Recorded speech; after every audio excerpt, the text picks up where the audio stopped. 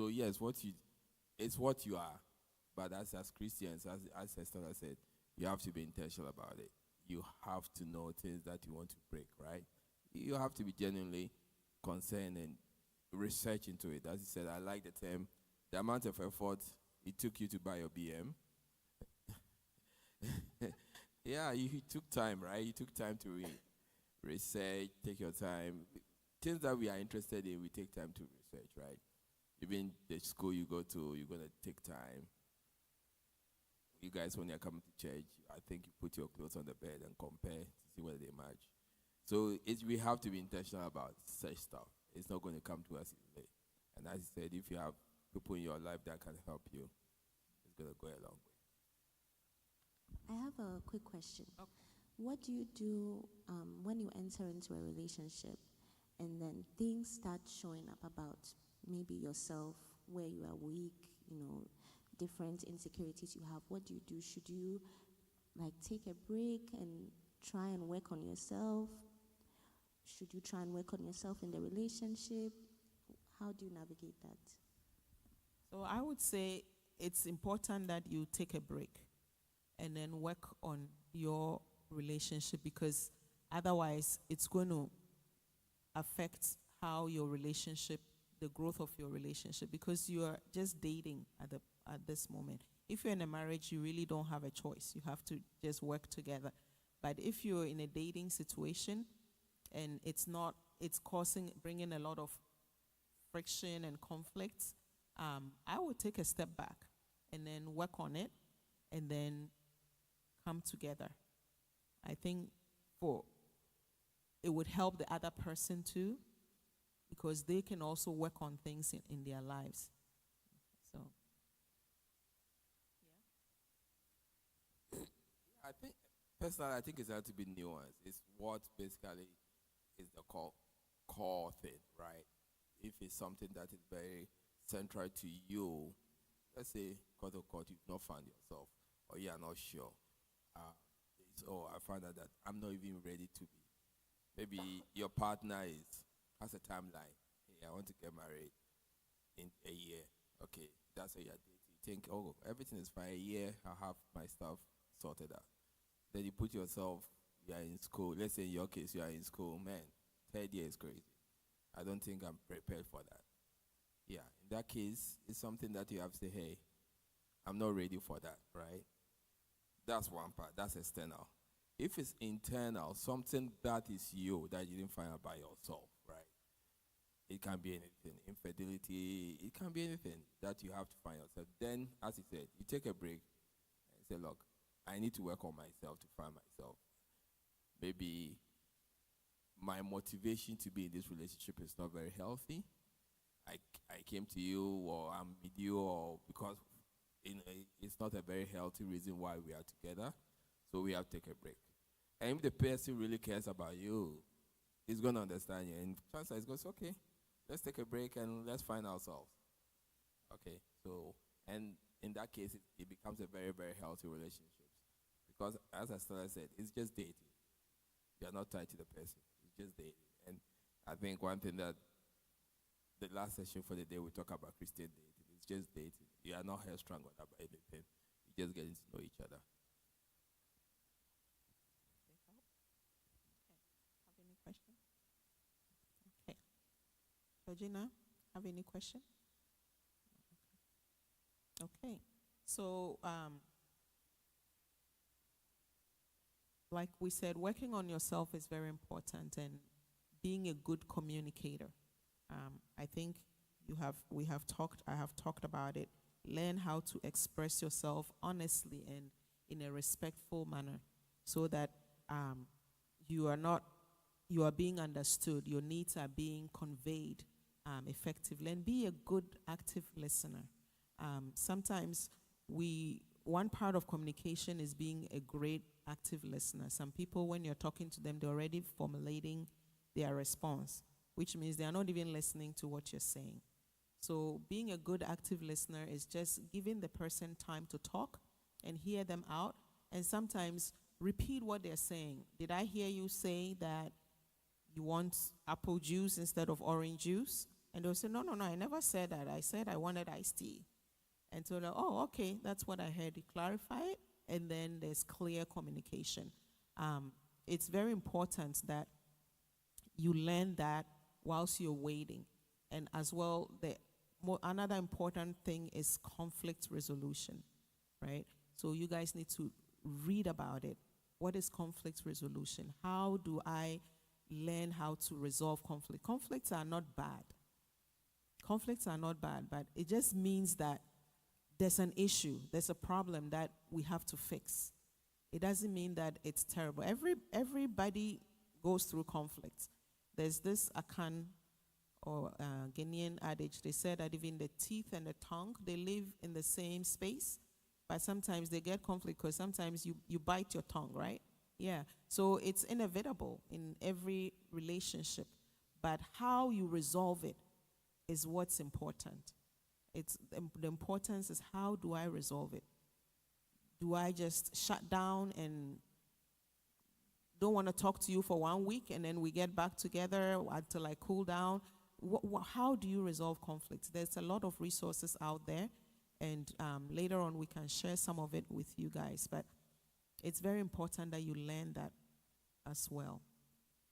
And then finally, when it comes to becoming the right person, be submitted in your community, in your church, in your environment. Don't be an island. Sometimes people are an island. Even in relationships, people hide their relationships till they are getting married. As much as it works for some people, I don't think it's such a great idea. It's good to bring that person amongst your friends, because sometimes when you're in a relationship, you don't see things that they might see. Right? And as long as it's coming from a good place, it would be helpful to you to know. And so don't be an island. Date openly with other people so that they know, okay, this is the person that I'm dating, so that if there are any issues or they can help. Surround yourself with good mentors too, right? Having a good mentor is very important, so that the person would be able to openly and freely, without any reservation, be upfront with you when they see things. And you can also trust them and talk to them when there are problems in your life or in your relationship. So those are some of the tips to becoming the right person and be prepared for marriage. What I want to talk about is becoming the right person is an active word, right? You will not be there, right? It's active. So you have to basically work towards that journey of becoming. And self-actualization, knowing who you are, takes time, okay? So don't beat yourself thinking that, oh, no, I'm not good for anybody. I'm not good for anything. Remember, Estella was talking about the one. It's a myth, right? Because it's like, no, what do you mean the one? It's like people meet half chance, just walking in the grocery store and they say hi, and the next thing they know, they're in 35 years later, they are married, right? That's how they become. Some people too are focused, they date for a long time, 8 years, 9 years, 10 years, and then the marriage never comes. You see, so becoming, you have to put in the effort of knowing who you are, invest in yourself, take time for yourself, make sure that spiritually you are there, mentally you are there, physically, all parts of you, you are there. Don't wait for anybody to come and complete you. Don't wait, say, oh, no, he completes me. What are you talking about? It's God is the one who completes us. So make sure that you have all your stuff together. If you're a student, focus on your school. In your life journey, that's part of your life journey. Somebody is going to come into your life. I always tell my daughters that college campus is one place that you're going to have people with the same intellect, cultural experiences, life experiences, and expectation. that you're gonna get a great partner if you want to, because it's you guys are in a cocoon, right? You have 3,000, 4,000, 5,000 people who are around your own age, similar likes, similar dislikes, similar life path. So the you guys are statistics, right? The sample size is so huge, right? So what I mean is, in that environment, it's much easier, right? It's much easier, right? So just avail yourself and make sure that in your life journey, you're open to other things. But God Himself is going to bring somebody to your life, but you have to actively be prepared. And once in your life journey, you're prepared and working towards it.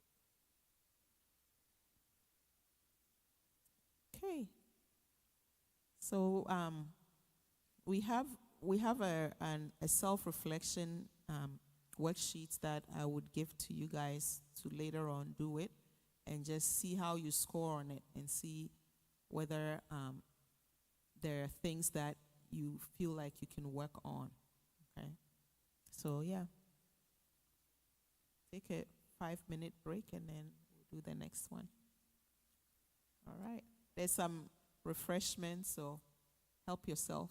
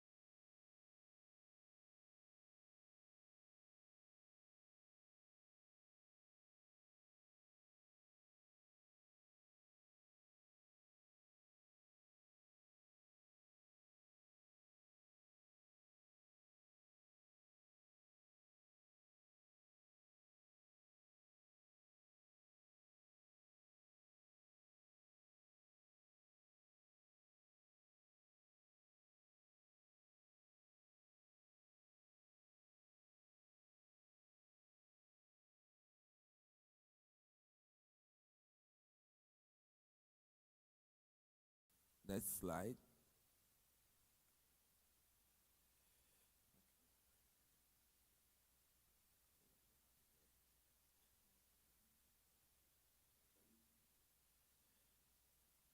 Yeah, well, I think we are all Christians, so the most important thing is we seek God's guidance in the relationships we are going to embark on.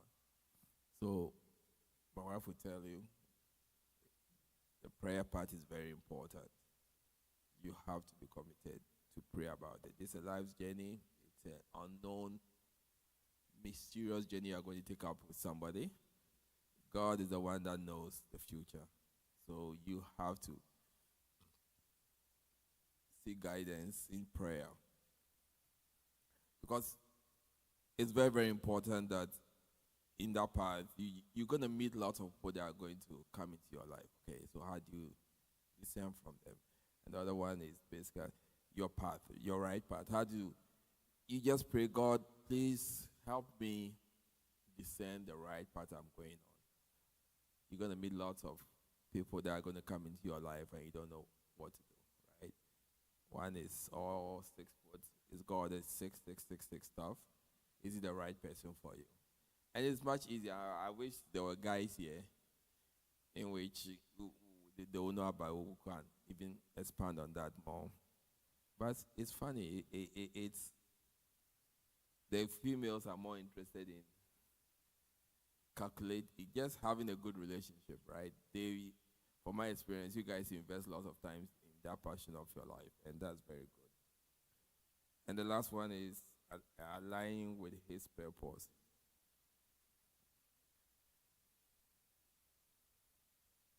Building friendships is with like-minded believers. We know about the issue of the Bible say we shouldn't get into relationship with people who are not even yoked with us. So how to find the right person is the person you call yoke with you. Okay, there may be different levels of yoke, right? You may be a more mature Christian than the person. So you find that, okay, if you have that common baseline, the person is a Bible believer, then you can build on something. But if you find somebody that you like and the person doesn't even believe in the Bible, please don't go around and say you're going to convert that person. Let God himself convert that person. Then the person, you can meet him down on the life journey. But if you go quote unquote, I'll bring him to church, I'm going to witness to him and I'm going to do that, it can be a problem. Okay, so it's very important that you make sure that you find that person that shares your value, that core value. As Christians, our core value is we believe in Christ. So if that person has that core value, it helps.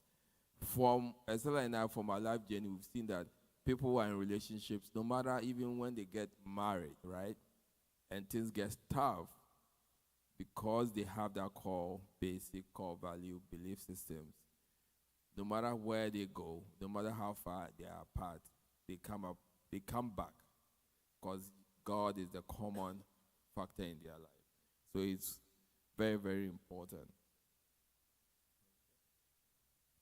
Yeah, I agree. Oh, I want to ask a question concerning what you said about, let's say, because there are different types of unequal yokes, like you said. So let's say someone is a stronger believer than the other person. Maybe someone is like, one of the people in the relationships are new believers, or they're still baby Christians, and so they're not as invested as the other person is. Would you still encourage that relationship, or would you say that the other person should maybe be more mature first before they start dating? What would you say about it? well, I would say it's very important that you guys are on the same level, because the problem is that it could potentially bring friction, right? It could potentially bring certain friction, and it depends on the person too, right? Some we're women, so we'll talk as women. Some men don't mind if the woman is more invested and they want to learn and they want to grow and be like and be on the same level. But for some other men, it's going to be a source of like contention, like, why are you always going to church, and why are you always praying, and why are you doing that?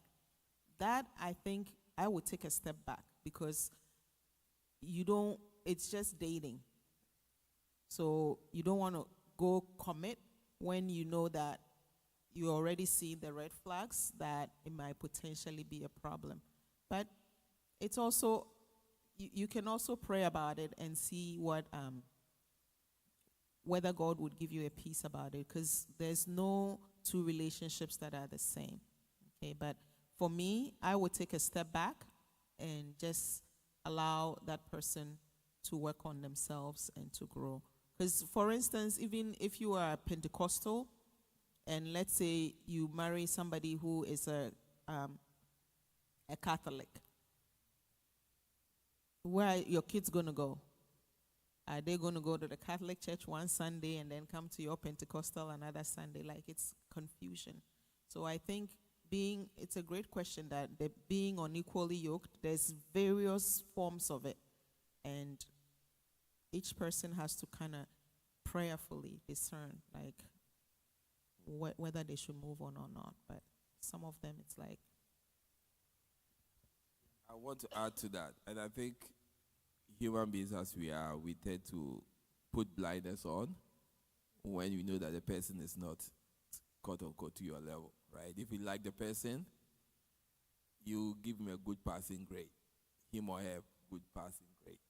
So you have to be really true for yourself. If that person, even before you date, you tell them about yourself, you're going to church, and is invested in you, he's going to come to church. He's not going to be questioning you, right? In fact, that's why the formal thing we said, be you, right? Find yourself. If you find yourself and you are being you in your life journey, when the person comes along, you are not putting up a front, okay? You know that you go to prayer meeting on these days. You go to church on these days. You could do this, you do that, right? It's you. If the person comes in as a young Christian, he's not that matured, you say, okay, oh man, I've seen somebody in my life who can even help me grow. And he's going to tap in. But if the person comes in and is like, does not get it, then he's not to your level yet. Okay. So that's why. Then that's why even it's just the next step will be dating, right? So, okay, when you guys are dating, then that one, okay, you have time. So let's not twist it. Just because the person comes into your life, it's not automatically you're dating that person. No. I think initially, once you meet them in church, okay, you meet them outside the school. Oh, where are you going? I'm going to church. Okay. Oh, you invite them to church. Oh, what are you doing tonight? I'm going to church. Oh, let me join you. Then it's different. But if the person is raising the alarm, every time I call you, you're going to church. Why? Then the person doesn't really get you, right? Then it's a good sieve for you to sieve the person out. I was going to ask again, would you say it's different for men versus women? So let's say the man is the more spiritual one, and the woman is, maybe she's coming up, right?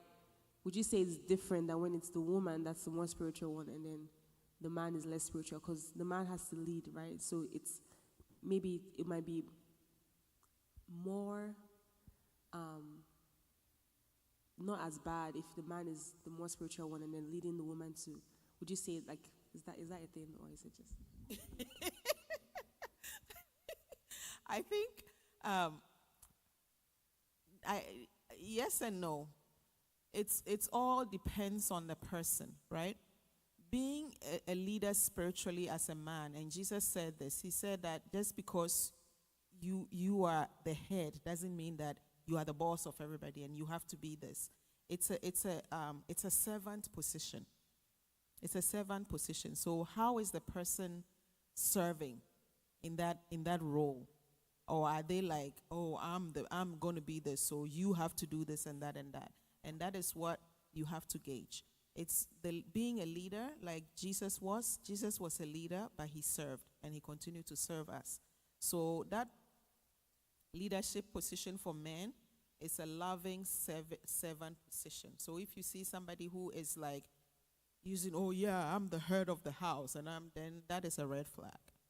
Okay? So, and also, like you said, it's most women kind of shy away from that because they think it's going to be a problem in the relationship. But it doesn't always become a problem. It doesn't always become. I know people who are women who are like prophet, they have huge prophetic ministries, and their husbands are not even in the ministry, right? They are in the church helping. And that is their calling. And so, and it works for them. The man knows his calling, he supports her, prays for her, pull her. So it depends on the person. Yeah.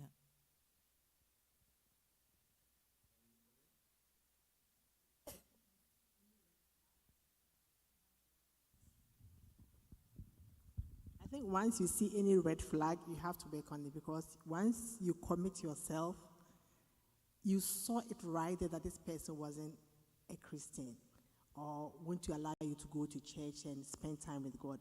You are come to come down spiritually, and then you be on the same level with that person. If the person is ready also to learn, I mean, spirituality, you can't really grade it, because today somebody is here, the next month the person is down there. But so long the person is very consistent, he's praying, he's reading the word of God, and you're also ready, the other partner is also ready to pray and study, I mean, they can work together. But it's not only, the Christianity part is one thing you have to, that's the first you have to consider when you are dating. But there are other things too with the person's character. A person can be very spiritual, but very arrogant, disrespectful, humiliating you. That spiritual level is not my measure at that time. So as Auntie Stella is saying, the red flags that you see, each of them is very important. Some of them you can handle, okay. Those that are really, really big ones that are going to drag you for the rest of the person's life, you have to be very careful. Okay, so I want to talk about the other parts, the 2 points on it: supportive network and opportunities for connection. Okay, and it's very important as Christians who are not, if you are not in a relationship, if you are not in a relationship, you open yourself, you make yourself available, right? You cannot be a cocoon in your dorm all the time, in your room all the time. Manna is not going to fall from heaven onto your lap. So you have to put and I hate using that word, put yourself out there. No, but you have to put yourself in situations in which you're going to meet like-minded people. There are lots of Christian activities that you're going to meet a lot of people. I'll use the college campus for example, right? There are a lot of Christians organizations over there, right? So you have to be, you are a student, you are studying, but okay, hey, there's a Christian meeting here, you show up. That's how you're going to meet like-minded people, okay? Your network of friends, you have friends and friends and friends. Just be around them, right? So that's very, very important that you expand your network and you expand the activities that you go to, okay? Well, one question I want to ask is, and somebody asked me this a lot, as a Christian, you guys are on campus a lot, so if there's a party, what do you do? Because I'm saying, make yourself available, right? Go to, so what do you do? Yeah, party, a school party.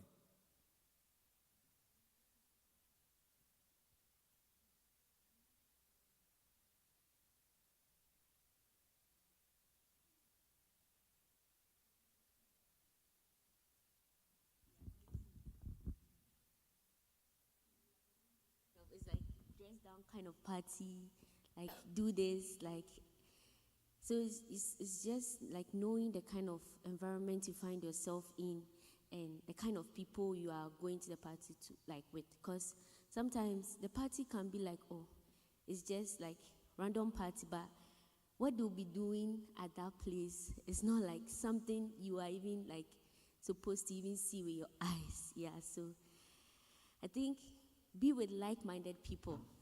Yes, not only believers, like just be cautious of where you are going, and yeah, that's my contribution. I would agree with her. I feel like it's knowing your values and your beliefs and conducting yourself in such a way. But also, if you're seeking out opportunities to meet like-minded people, you should go to spaces where it would make sense for like-minded people to be. Like, it wouldn't make sense to go to the club to find other Christians, because it's like, realistically, sure, there might be someone there, but it's like, why are they there? And why are you there? So, yeah. Yeah. So I would agree with her. And I think it's you guys have nailed it. And I think it becomes a dilemma in which you don't know what to do. Okay, oh, I'm a Christian, so I don't go into such spaces, right?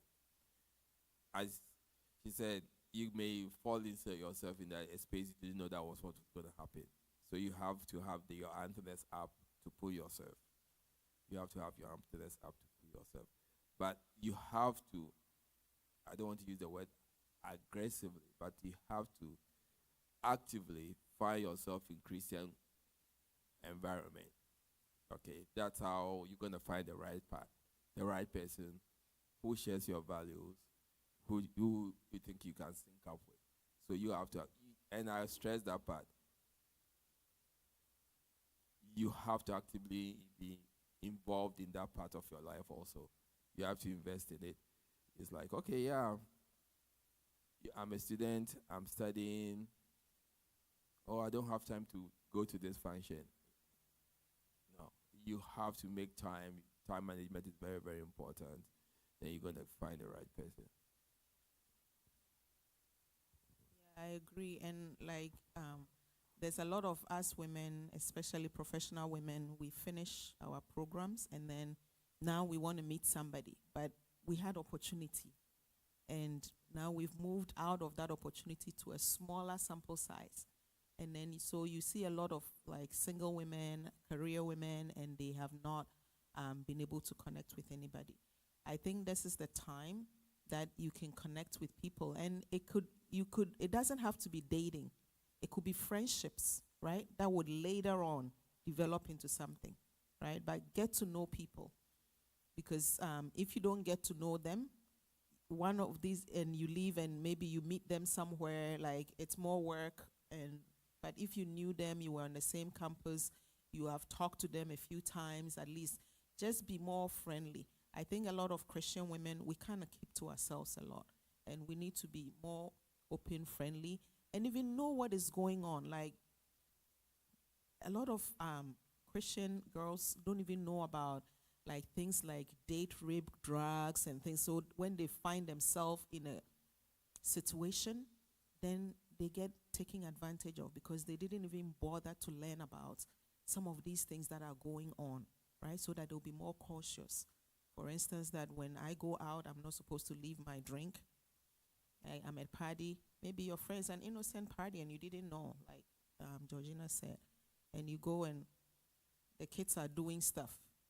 If you know that, okay, I'm supposed to carry my cup everywhere I go, you wouldn't be victim to those things, right? So don't just be aware of your environment, make friends, put yourself out there. It doesn't have to be dating right now, but get to know people, build networks.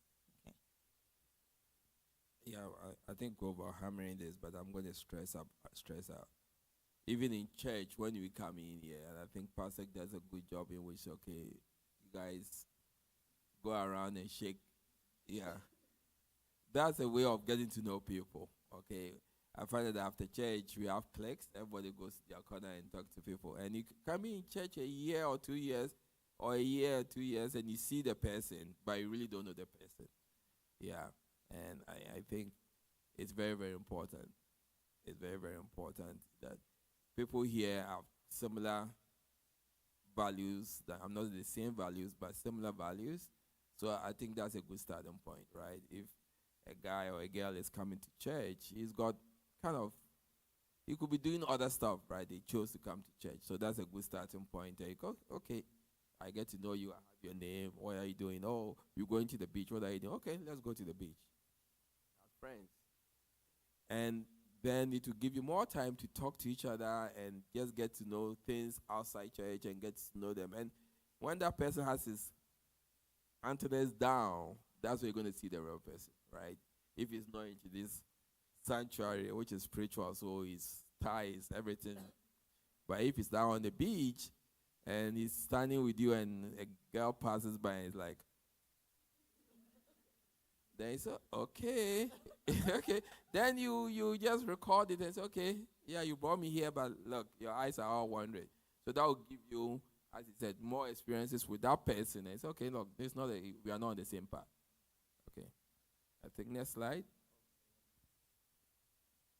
Yeah, I also I wanted to talk about even how we met, right?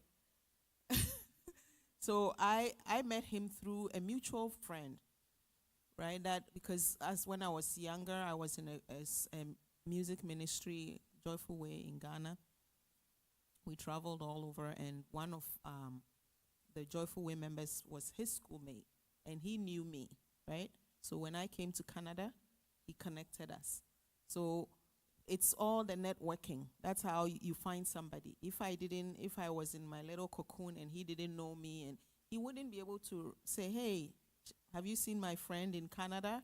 And we wouldn't have connected. So that's an example that I wanted to give. Yeah. Permission granted.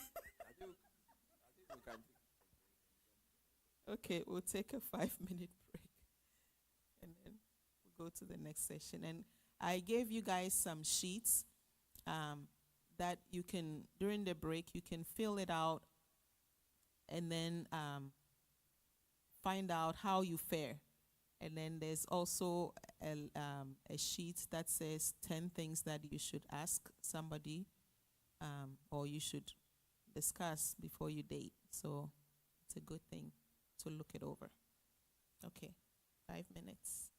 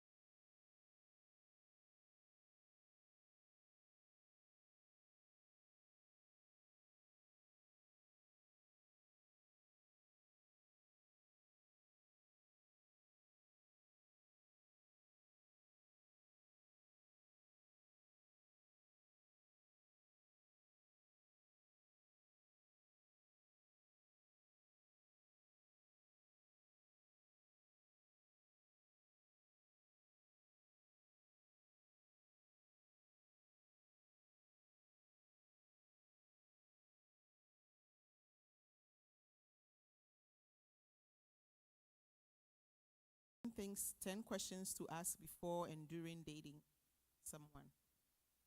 So you have to ask, do we share core faith and life values? Like the Bible says in Amos 3:3, can two walk together unless they agree? So faith alignment is foundational. But are you also, like we talked about spiritually, are we on the same page? Yeah. And then the next one is this person emotionally healthy and self-aware, right? Some people might not be emotionally healthy, and how you find out is they are very emotionally unstable. 1 minute they are happy, the next minute they are moody. Like, what's going on with you? Chameleon. We can't figure you out. So are they self-aware? Some people, they are like that, but they know that, okay, this is a problem and I'm working on it. That's self-aware. Okay. They acknowledge their weakness, they're actively working on it. What are they easily triggered? Like, you just said one thing and before you know it, everything is blown up or out of proportion. Yeah. So is that person healthy and self-aware? Are they accountable to someone? Do they have like a mentor, or they are like a lone ranger? They are by themselves. Nobody can talk about them or say anything about them. What is their vision for their future? And does it align with yours? Especially for those of us with African background, or knowing that when you come into a relationship, the whole family, it's a family affair. It's not like I'm taking you to an island and you are by yourself. You can't talk to your sister, your brother. Like, figure that out. How do they handle conflicts? Watch how they disagree with somebody. When somebody cuts them off in traffic, it's a good telltale sign to see. Just open your eyes. What is their relationship with money and stewardship? Yeah? Money is a huge stressor for a lot of marriages. A lot of divorces is because either somebody they spend money that they don't have, low credit score. They're always trying to prove to somebody that they have, like, they are somebody who they are not. Are they generous towards you? Did they take you out every time you have to pay everything? If my husband doesn't like it when I say that.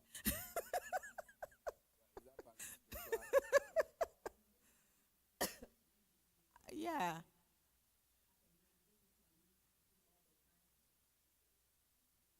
See, they all agree with me. You are the only one out. Independent women. Yeah. Modern women. Yeah, we can pay our way, but we like to be pampered a little bit. Do they honor boundaries? When you are dating somebody, they try to kiss you, you say, hey, no. Do they get upset and walk away? Or they know that, okay, this is a boundary that I can't cross? Do they understand that? Do they have self-control? Look for self-control more than chemistry. Don't always say, oh, we have chemistry. Do they have self-control? And in every way, right? Do you feel peace from God and not confusion? Sometimes you are in a relationship and you are finding every way to make it work. God is speaking to you, like, have no peace. But you want it to work so bad. God is not an author of confusion. He's talking to you. He's saying something. He's not the person that you're going to do life with. Walk away. Or maybe at this moment, he's not ready or she's not ready. How do trusted people in your life view this person? And this is a very important part we talked about already. Just the people that you trust. Do they have a good feeling about this person? Or do they, and sometimes some people can just be like out of malice, right? But you can tell if they just saw the person, I just don't like him. That is not good enough. Tell me something more. Not, oh, I have this feeling. Like, no, be more objective. And then the last thing is, are you just pursuing them out of pressure and loneliness? Because some people, they see that, oh, everybody's in a relationship. Me too, I have to be in a relationship. Is that your goal? Are you just in a relationship because you don't want to be by yourself, you don't want to be lonely? Or are they also pressuring? Like, it has to be a balance there. Be honest with yourself. If you're not ready, fine, you can be friends, you can grow and do other stuff together. Everything doesn't have to be like one person. I can't talk to any other guy. You are it. Yeah. So make friends and yeah. Those are the 10 things. I just want to stress one part is the one about boundaries. Does a person honor your boundaries? When you are together, when you are dating, you're gonna find yourself in very compromising situations, right? A telltale sign of a good partner is the person, even when you are on your lowest herb, when you have no self-control, the person is just going to remind you, say, hey, let's not get there, right? So that will be a very good sign, and that's what it's going to be. Because some people will take advantage of you. When you are not in the situation, you are in a very compromising situation. And they say, oh, that's my ticket to get what I want, right? A good person will just say, hey, remember, this is the boundaries we set for each other. Let's not get there. Also, don't put yourself there. Okay, don't put yourself there. If it means if you are going on a date, it's a double date instead of you and exclusive, that will help you so that you can easily get out. Okay? So that's just, you guys are smart enough, you're intelligent to know, you know the situations, but a good telltale sign is the boundaries. When you said it, and is the person going to even help you? When you are falling prey to the boundaries, you are the one initiating it, the person said, let's not get there.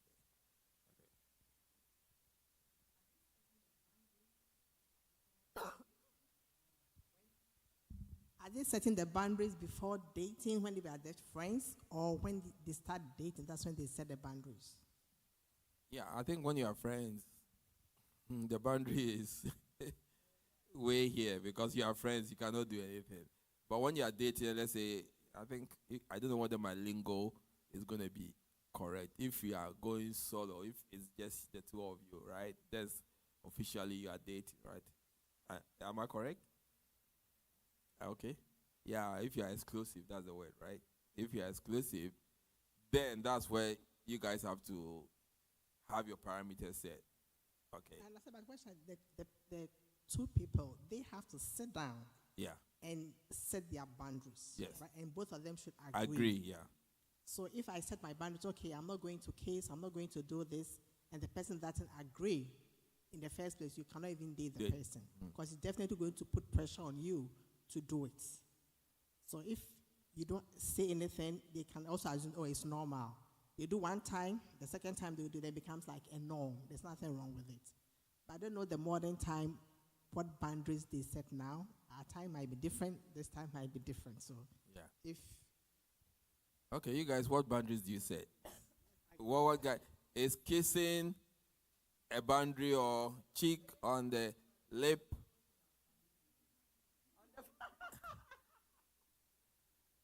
Why? We are old folks. What boundaries do you set?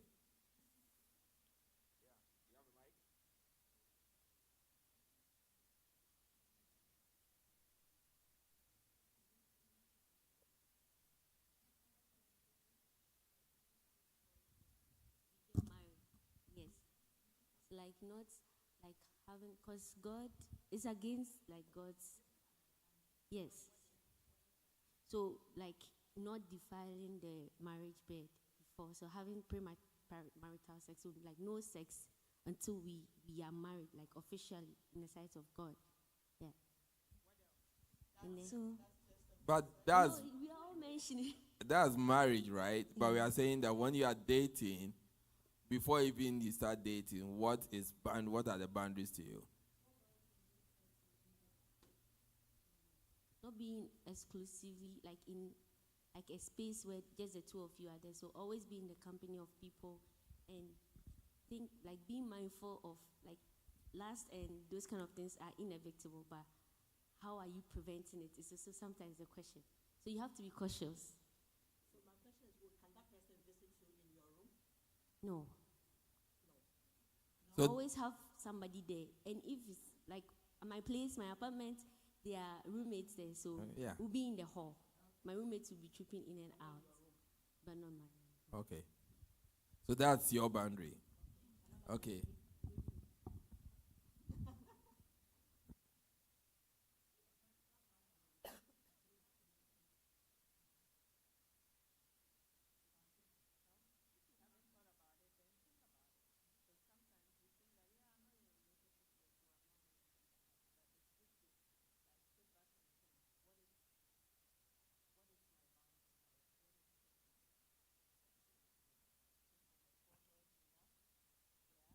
Yeah, I see. Kiss on the forehead. Okay, just kidding. Yeah, but you Yeah, I see, say no. Also, like, you know, when you hug somebody, your hands can start wandering. So just be mindful. Yeah, let's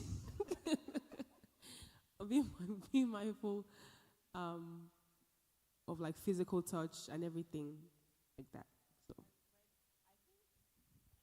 I think this is good, but you guys have to really think about it a lot, because when you are in a relationship and you are in love and you have those EGBGs or whatever, I remember when we were dating, we would sit on the phone for hours, and then he would drive over and have another to Suk, another 45 minutes to an hour just to come and say hello for like 10 minutes and go back.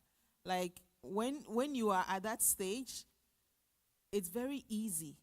It's very easy. And so setting that now, like, it's very important, and not being too like rigid too, right? You have to find it's a fine line. So yeah. one observation is what we find as boundaries as. I'm drawing a blank here. Pastor Cynthia said it's kind of your age, your culture you come from, and everything, right? That will guide what your boundaries are, right? So, if you're in a culture in which hugging is not a big deal, you're gonna know that, okay, yeah, we can hug, right? So that's one thing that you have to have in mind, okay? You know you, okay? If your background is such that, look, this, for me, this is not where I want to be. This is not an expression of my love. If I pass this boundary, it's something more meaningful, it's not casual, then you know that that's the boundary that you set. Okay, that's the boundary that you set. Because some cultures, okay, kissing on the nose, even Italians kiss on the lips, which is nothing sexual, nothing sensual about it, right? So what do? An African person, kissing on the lips is like, you see? So that's why I'm saying that, yeah. And also, the issue of you guys finding yourself when you set up boundaries. Like, I think she said she will never come to my room, right? Some people, you find them in the room together, but they have, and as I said, the last commenter, I said, if that other person understands your boundaries, and he said, okay, even if when eyes are not watching, he's not going to cross it, that's more healthier. Because just because the person is in the living room with you, that doesn't mean he respects your boundaries. He says, no, next time we get somewhere. But somebody can be in your room with you and it's not doing anything. And that's where you guys have to know each other, set those boundaries, okay? It's a total science, set those boundaries. If you guys, the person is in your room with you and he tries anything, you say, hey, get out. Then that it's not. Oh, yeah, when we were in the living room, when eyes were watching, you were okay. But there's no, my roommates are not home now. So now what? You know?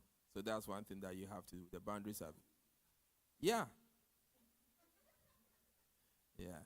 So any space that the two of you are, is it going the person going to take advantage? So, as Pastor Cynthia said, you have to, even before you get into the next stage, you have to set the boundaries and make sure it's. And as I said, the more time you spend around that person, that's where these conversations will come up, right? If you don't spend time with that person, when you are not friends, before you go into dating, these conversations don't easily come up. But if you are friends and you talk about it, then okay. Okay.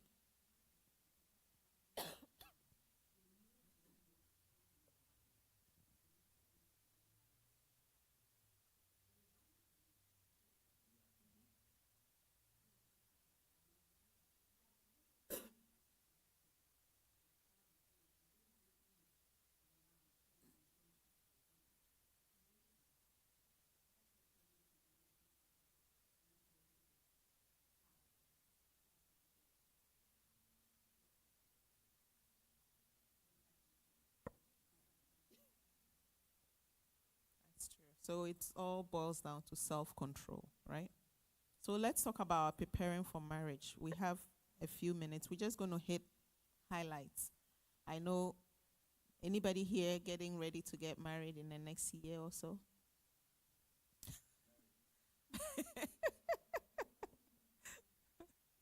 Yeah. Okay. But like we said, you have to prepare, right? Whether even it's 5 years, 10 years, it's good to always prepare. So marriage, like I said in the beginning, is a very sacred covenant. And it's nothing to do with like feelings and all of that. Sometimes in the olden days, you remember that our parents they will connect them, right? They will say, you, from childbirth, you've been betrothed to this person. And then they would marry the person, but they will see that years later, they are still together. Their love grew, right? So love is something that it's nurtured. It's not just that feeling.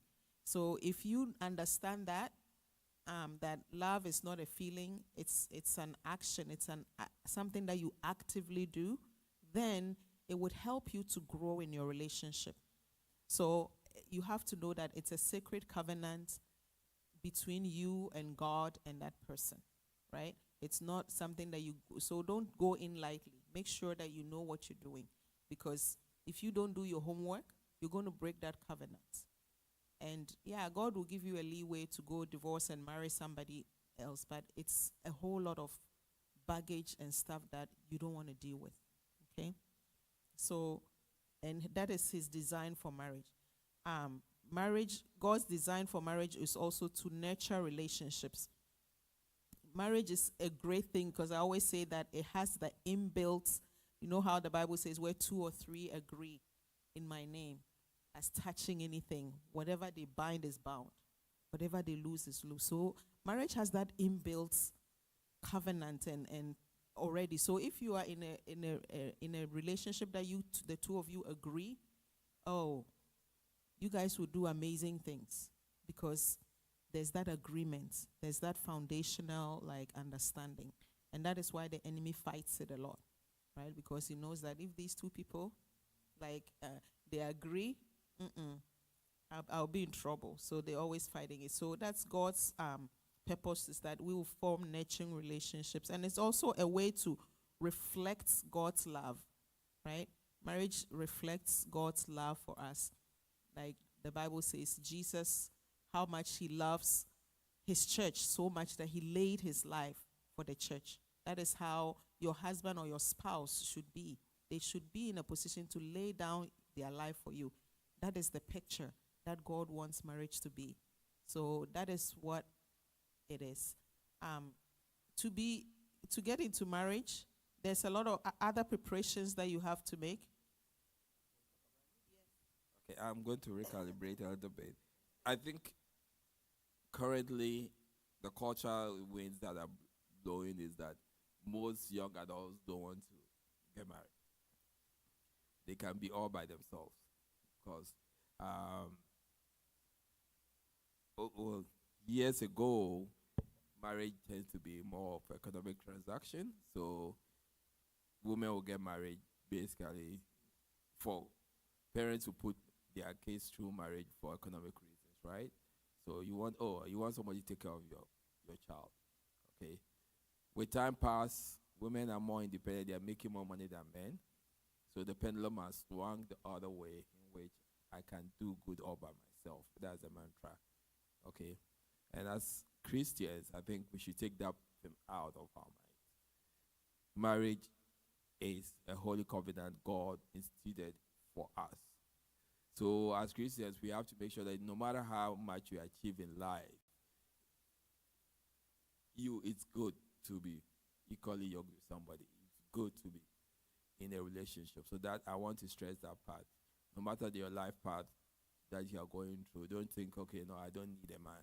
And you see it a lot. And I see, I think on my YouTube, kind of those slides that come, I see stuff like black love, black love, black love.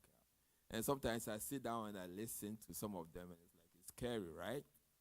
It's like, so is the essence of self-sufficiency is, that's all. I don't need a man now. I can dump him and I can live my life. So as Christians, we know that as young Christians, you have to know that, look, your ultimate aim, whatever you are getting into, your ultimate aim is to make sure that God himself will bring somebody into your life that is going to help complete the missions and the plans that he has for you. So I want you to stress that part. Take out, that mantra of I can be good all by myself. But again, on that mantra doesn't mean you accept anybody. Okay? That's the whole discussion that we are having.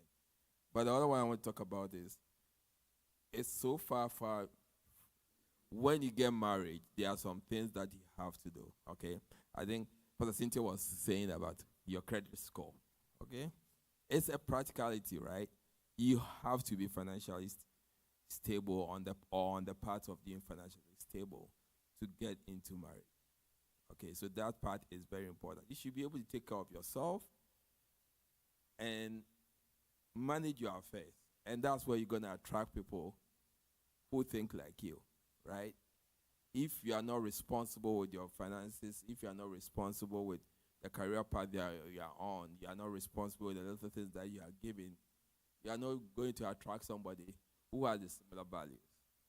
Okay, so that's very, very important, that you make sure that you have that financial stability. So, for example, how do you associate money? How do you associate with money? If you're in your relationship or in your life path, what you do is you are a spender, right? You have a credit card, you max it, right? And it's like you don't have any way of paying it. First of all, you are being very responsible. So somebody that's coming into your life, say, oh man, this young guy, he has all these expensive clothes, he has this car, and he can barely make it. He's just living paycheck to paycheck. You are not going to be attracted to that person because you want to be financially stable, you want to be financially successful. Living arrangements. You want to talk about that? So you have to know that when you get married to, your living arrangements will change. So as women, sometimes those are some of the things that we have to consider, like career-wise, moving, and all those things you have to think about. Because, for instance, Pastor Cynthia is a doctor and her husband is a pastor. If he wasn't a pastor and he had a different career and he has to travel all around, like, will they mesh? Will things work together? How would they raise their kids and all of that? So you have to think about all those things when you are going into a relationship, right? Because it's very important. Let's say you want to be the world's most brilliant neurosurgeon or whatever you decide to do, and you have to go train maybe in a different city, and your husband says, no way we're going to move. Like, that kills your neurosurgeon dream, right? So all of those living arrangements and things, you have to be thinking about it when you are choosing or finding the person that you're going to do life with, okay? And talk about those things. Talk about your dreams, your aspirations. Let them know. If somebody, maybe I want to go back and live in Ghana, they're like, heck no, I'm never going to Ghana. What business do you have with him? Because he's going to go, he's not going to go, and you want to go back there and live there. So all those things need to be discussed because in marriage is very important. Okay. So about shared responsibilities, and these are all decisions that you make. And I think even though we are talking about this in the context of marriage, even when you are friends, right? You can espouse what you want on this, right? My career path is what I want to do. It's going to make me travel. What's your arrangement? On the issue of shared responsibilities, it's you. If one of you is not a good cook, but the person is a very good cook, you can say, hey, me, I don't know how to cook. So we buying out a lot. And the person says, no, I need my spouse to be cooking. Then you know that, okay, you can choose to learn how to cook. Or you said, look, I've tried and it doesn't work, right? So there's nothing wrong if the guy is a better cook and he's the one cooking, right? I'm a lousy cook, so I don't cook at home, right? I catch myself when I try to cook. So, why are you shaking your head? Yeah. Yeah. So, you have to have those questions and those things espoused, right? You have to talk about them. What are the responsibilities at home? Who takes care of what? Who takes care of this? I take care of that. You have relationship in which, okay, I'll just give you the context. This is adult talk, in which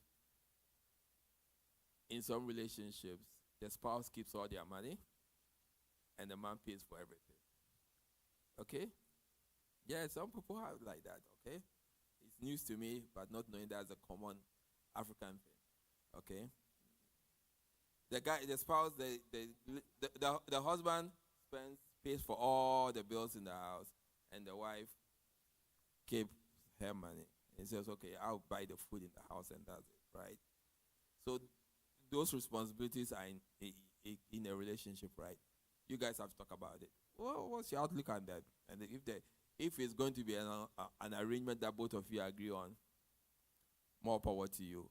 But if it's an arrangement that you are not looking to, right, then you don't have to talk about it before you jump over the broom, right? So it's very, very important. Those responsibilities at home is sorted out. Who does the dishes? The kids are up. It's like all those things.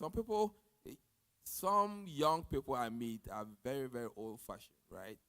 Who just don't do anything. Their goal is they come home, they book, husband and wife work, but they want the wife to cook and bring the food to the table. And this guy is about 25 years old, right? You think he's about 60 years old, right? So you have to know that what kind of background does the person have, and you discuss all these things before you get into it.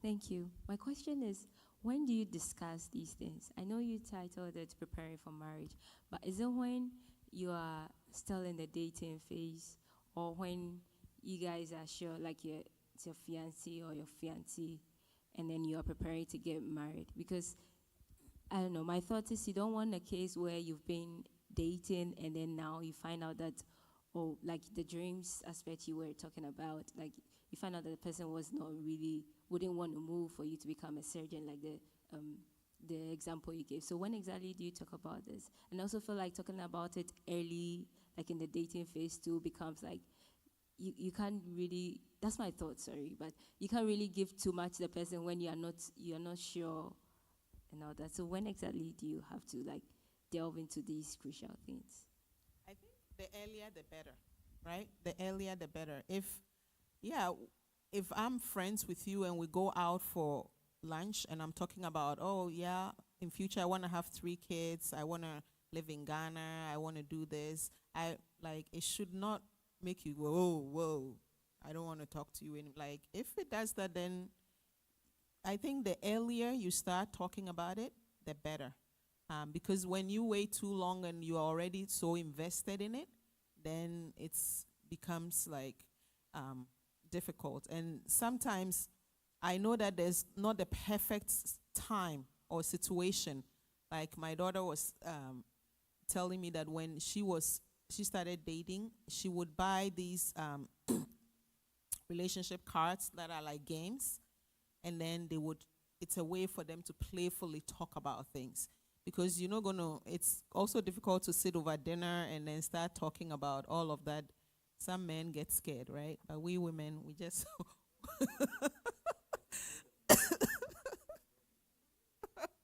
What do you want to say, Paula? Yeah, they get scared. But the earlier you talk about these things, the better. Earlier we talked about building friendships, right? Building lots of friendships, knowing who you are, and then building friendships in the relationship so that it's not like very heavy, like, okay, I'm going to date this person. And it's like, yeah, build that friendship first so that it doesn't, they kind of know you, know where you're going, and be true to who you are. Okay. So not when, okay, now I have a ring, so I have to bring out a list. That is too late. Yeah. Yeah. Okay. Yes. Yes. Yes. Yes. Yes. So build friendships first, and yeah. Go ahead. Friendship. Yes. Friendship. Go ahead.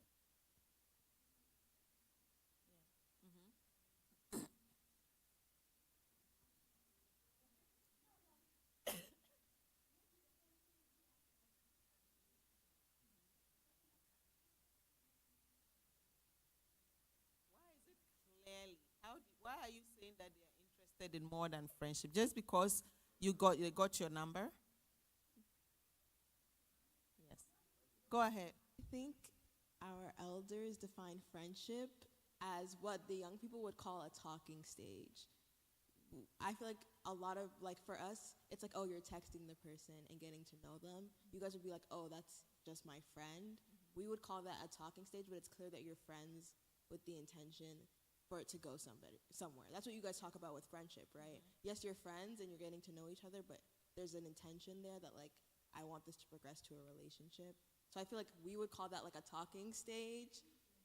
So yeah, I think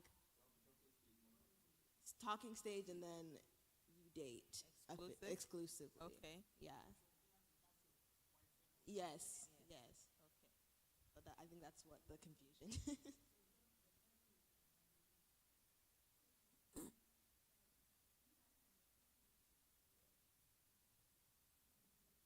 I don't know how to really ask it because I understand the I understand the benefit of like being friends.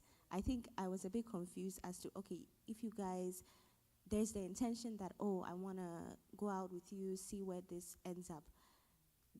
Do you now start trying to be friends in that stage, or like how does it all fit in? If the person has come and then their intention is that, hey, I want to get to know you because I want to get married in 2-3 years. Know you, it's friendship still, right? You're getting to know the person. You're not gonna. What if, okay, they want to get to know you, and then you find out that they have all these behavior? Will you still hang out with them? Exactly. So it's still what I call friendship stage. You have to see it that way. Don't jump into romanticism right away, right? Just get to know the person when he's like in a relaxed mode, because when you put a dating thing on it, everything becomes so formal. Then you don't even get to see who they really are in a relaxed state, because everything is a show. We're going here, we're doing this, we're exclusive. They put their best foot forward, right? And so you wouldn't know until like you are knee deep and you're like, wait, like what is going on, right? So you as the woman or as the matured Christian, dial it down. You can dial it down. If they want to go, just dial it down. If they really, I know one thing I know with men, if they want you, they will follow you wherever you go. If that is what is going to push him away, then he should go. Yeah, because that's one thing that I know about. Yeah. So I have a question for you guys. Okay, when you have the talking stage, how long did they talk, and is it exclusive talking stage? I just want to know, because How long do you talk? And is it exclusive? Exclusive because you can be. No, what I mean is it exclusive talking? Yeah. Can you guys help me out here? I think it's a case by case basis with the exclusivity part. I feel like some people, you have to say, I feel like it's not like, this is so like Gen Z dating coded, but when you're talking to somebody, it's not necessarily like we're exclusive, so it's not implied that you're only talking to this person. You'd have to like communicate that and be like, I'm only talking to you, I'm not speaking to anybody else. I want the same. And I feel like that just becomes exclusive then. I don't know, there's lots of like weird boundaries with it. Yes. And then length, I feel like for me personally, no more than like 3 months of getting to know you. You should know if we're just friends or if there's something there. But I feel like I feel like it's mostly the guys that would have to do that, but I feel like among my peers now it's really bad, and the fact that like people go on talking for like a year, 9 months, 8 months, 7 months. And they're like, oh, I don't know where we are or what's going on. I'm like, that's your friend. There's nothing there. But Okay. So talking can be you have to verbalize that we are just talking. I'm just talking to you. So when you verbalize that I'm just talking to you, that means that you are dating now. Or oh,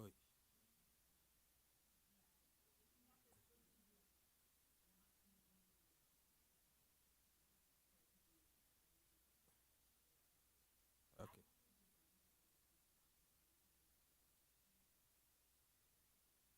Okay. Yeah. Talking stage, exclusivity. oh, I feel like an exclusive talking stage is essentially the same thing as dating, but a lot of people do that for whatever reason. I wouldn't do that because I don't think it's redundant. Just like be like exclusively in a relationship with the person if you're gonna be an exclusive talking stage, because that's just weird to me. But So you are dating to get married, or just what is the intent of that exclusivity? the exclusivity would be now we're dating with the intention of getting married. Okay. Okay. Yeah. It's not friendship anymore. Go ahead, Mary. Oh, okay. Yes.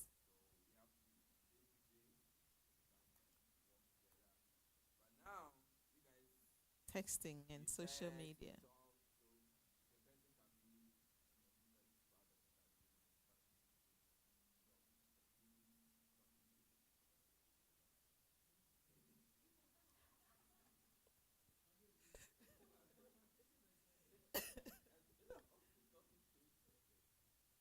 No, I think I don't know, but any questions? I think you guys give us any questions at this page.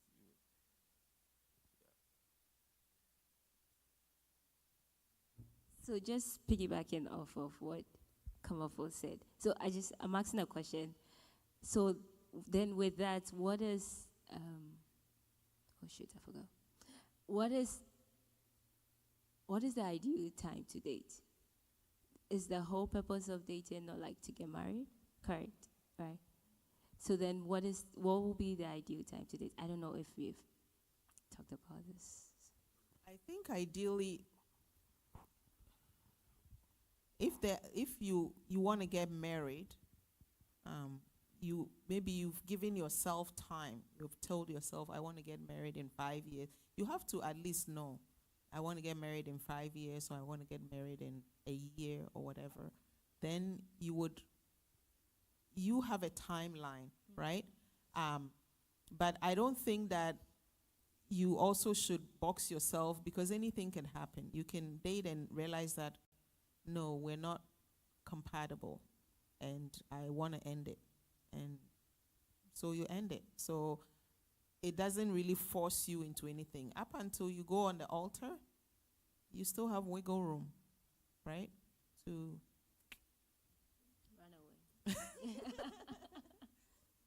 I think the ideal time to get married will depend on you.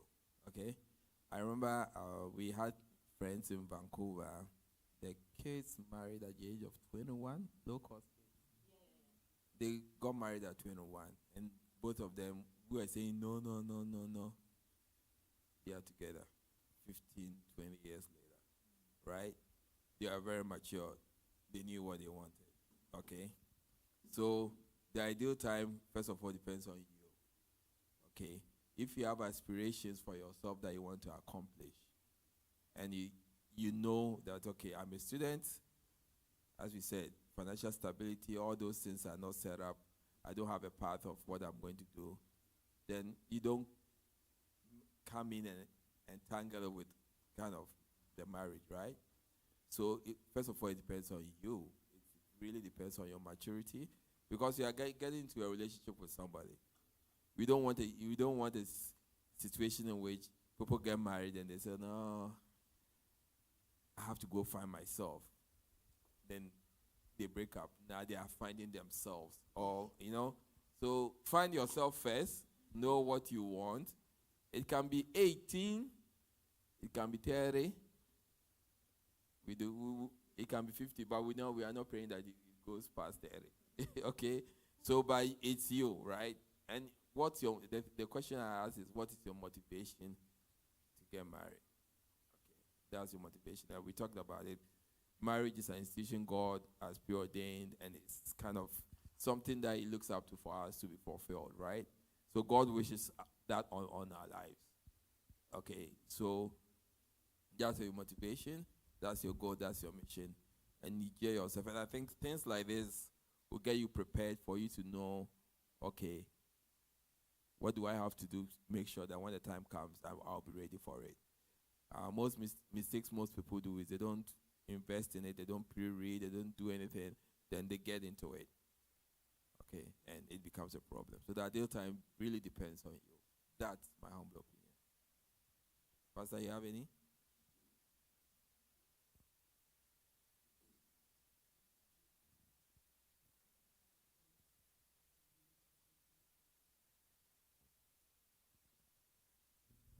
Hello. I think you said a lot. The part is, it really happens when you are in your talking stage or your dating stage, and you should know everybody has a different path. Say if you are in a med school, your path might be different from somebody who is just finishing school and going to work. Because if I'm in med school and I finish, now get my finances, everything ready, everything comes in, my path will be different. So you're not going to compare yourself with somebody who is just doing a 3-year course, getting a degree, getting a job, or somebody who's just finished high school and then getting married. It's all in your mind and find the right person. At times, when people come our way, we drag ourselves and we like it, but as if, I don't know what's wrong with us. We are not sure. Pray about it. Take a decision. If you want it, go for it. Settle and then move on. If you are not sure, don't be like, I'm on and off. That kind of, it will affect the marriage in the, because you're not sure yourself and you're going to take it into the marriage. One day you like the person, the next day is the monster in the house for you. So think about it. And you can it all depends on you. Like nursing, I ended up getting, I was geared towards a different career path. When Abeku met me, I was trying to get into pharmacy school, right? I was working on all of that, and then ended up changing path after I got married, and had kids, and went to nursing school. Isha was like less than a year old when I went.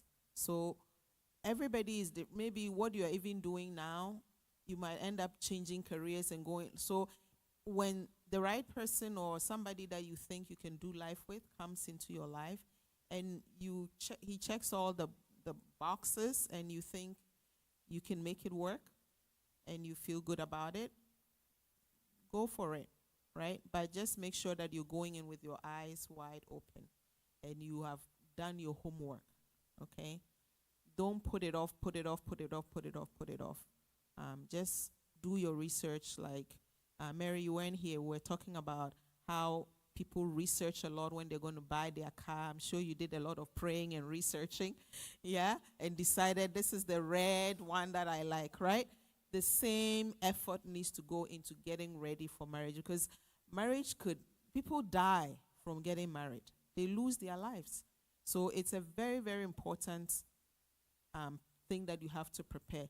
These conferences like this, it's very important that you learn from it. This is free. Some people pay a lot of money. Like I pay a lot of money to go and listen and learn to help with my marriage, my relationship. It has to be ongoing. You have to invest in yourself. Invest in that and make sure that you are preparing yourself for choosing the right person for you. It's not only the guys that choose, we also get to choose. Okay? So, any other questions?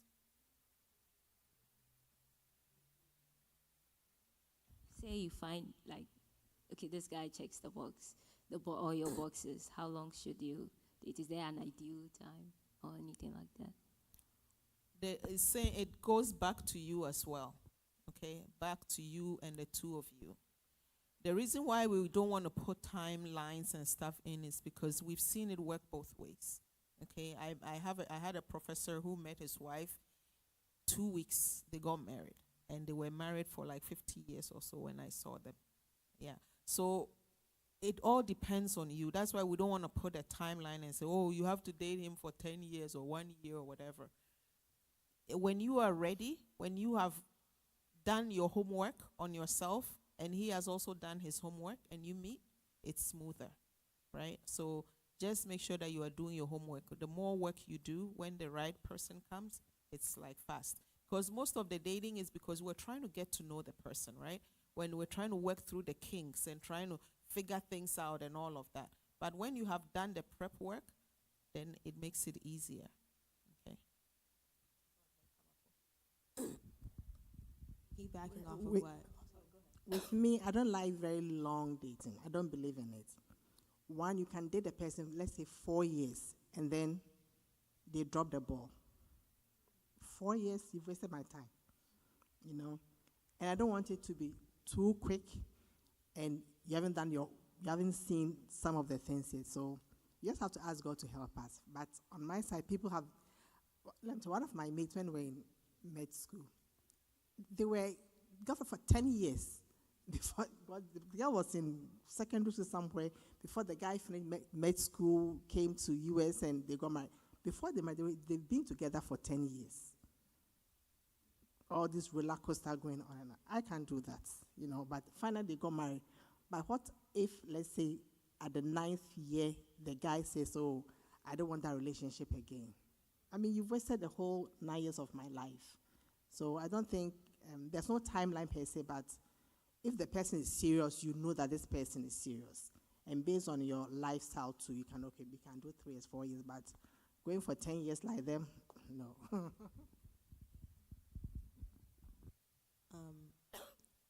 Piggybacking off of what Mary was asking, like, do you believe, or do you know of when you feel, at one point would you feel ready to like commit to starting to talk about marriage with like your boyfriend or girlfriend? Like, what is it? Is it like, I feel like I know you enough, or is it like I feel like, what sort of feeling should you feel before you're like, okay, I'm ready to commit to this person and get married? I think you're using that word feeling, right? I don't think you're going to get a feeling. In the olden days, I'm going to say the olden days, right? Because marriage was more of very transactional, right? So it was much easier. The girl is grown enough, is prepared to get married. They find a suitable husband who can economically take over. So that one, it was much easier. There's a time span, okay? Now it's very, very different. Both the man and woman are economically able. Sometimes the woman more than the man. Okay. So after dating such a person for a long time, right? You say when do you get a feeling? You're not gonna get a feeling or not necessarily a feeling, but like what are the signs, or when do you, or do you just have to decide, or is it like, is there signs in your relationship? So I think, like we said in the beginning, some of these things have to be discussed, right? Before you go, when you're going exclusive, and they said, I want to be my boyfriend, girlfriend, like you have to, what is the intention here? Are we dating to get married or just like kicking it, right? Just know the intention. When you know the intention and then you guys know that, okay, this is what, and talk about it. Talk about what you want out of the relationship. I think a lot of times as women are more passive when it comes to that. We're waiting for him to propose or whatever. So we're just on the waiting end, praying, hoping, instead of being more proactive and talking about your decision. This is what I want. I don't want to be in a relationship for 10 years. I don't want to be in a relationship for 5 years. My goal is to get married as soon as I finish my program and I get a job. That is my goal. What about you? Does that work for you? If they said, no, I want to do it sooner, okay. Maybe financially I might not be okay. Are you in a position to support us? Fine. We have to be open and talk about these things. Because if you don't talk, everybody is like hoping and praying, like I did.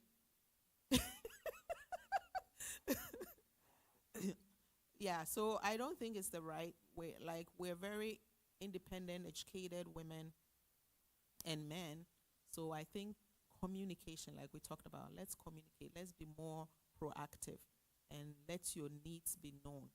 Instead of acting like, oh yeah, I don't want him to know that I'm interested. No. Let him know that, okay, I like you, you like me. I agree to be in this exclusive relationship with you. But what is the goal here? This is mine. What about you? And just be upfront. Yeah. To piggyback on that, it's like stuff in your life is going to be also determined, right? We have kind of rites of passage in our lives in which, okay, you're done high school, you're done college, you start your career. So stuff like that, those landmarks in your life, even gives you a guide path of what society has put in place. Like, okay, now you're responsible, right?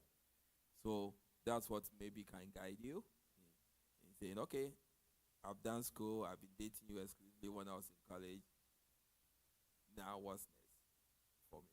Okay, so that's where, as I said, we have to communicate it. And we have, it's kind of, just make sure you make the other your partner know what you are expecting from that relationship. And there's nothing wrong telling them that, okay, I see myself in 3 years getting married, right? But you have to know yourself. If you within yourself is 3 years and the other partner is saying 1 year, you shouldn't take offense, right? You guys are on different kind of, yeah, you can talk about it. And you can say, you can come to agreements. Okay, this is what you want. Okay, you want it 1 year. This is why I said 3 years. A, B, C, D, E, F. Okay, A, B, C, D, F. If we can accelerate it to achieve all that, then maybe it's 1.5 years. Okay, if you cannot, and the person says, oh, you really wanted to finish med school? Oh, I thought we would get married whilst you're in med school, right? No, I want to finish. Okay. Then I understand why it's this amount of years. Okay. I think I agree with all that they are saying. And you sort of, being a woman, you have your age. Okay, I want to marry at the age of 40. Okay, am I going to have my kids at the age of 40? It's asking things you also have to, okay, I don't want to have kids. So if I marry at the age of 50, I have no issue. You also look at all those things. And a guy to might not, maybe doesn't want to be committed to be like the man in the house. They don't want to take up responsibility. So they'll keep on dragging their feet and just procrastinating. So you have to look at all those things. If the man, are you guys ready to become as a couple and are ready to, you can be in med school or doing whatever, you can still get married if you are responsible.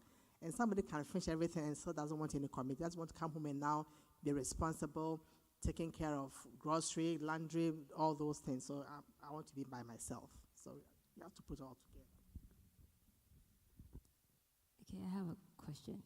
Okay, God is still last. So I just wanted your advice or opinion on this. Just getting a bit personal. So my sister, we kind of, so she's like, she's old and she wants to get into like a serious relationship right now. And then I think this was like weeks, like 3 weeks ago or something like that, we talked about it. And then we prayed about it and everything. And then after some time, she gets a dream that, like, that literally meant, like, God was telling her that, like, she is not, it's premature. I think that was the thing.